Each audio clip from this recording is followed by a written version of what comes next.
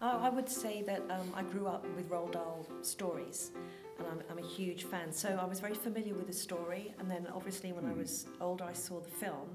I wasn't lucky enough to actually see the RSC and the Broadway production, and I think if I had actually seen it, it would be pretty tricky for us to try and put fresh eyes on it, because unlike other members of the creative team, we don't actually have a script.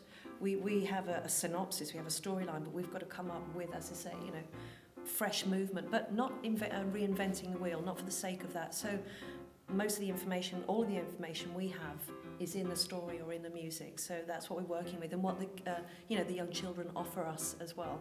I think it's going to play well for each and every one of the child actors. I mean, there's two casts as always, and it's been quite a challenge to really find two complete casts that really can meet the overall demands of this. And so it's going to showcase each and every one of them individually, and I suspect by the time they've really gotten the production together, they'll inhabit those roles and they'll bring them to life. And my hat goes off to the kids, because they had to, really they had to stay so focused, 8-hour days. I was fried after 4 hours, and it was a struggle for me, but they really kept it together. They were great. They're really going to own this and come away from it, I think, with their personal skill sets walloped right up as well. The fact that it's something that's relatively new, it really was such a huge success when it hit the stage, and it comes from London, from the Shakespeare Company. So I think the expectations are high, but they're somewhat unknown. And the interesting part for us is trying to find a way into the production, and again, because it features the kids so much.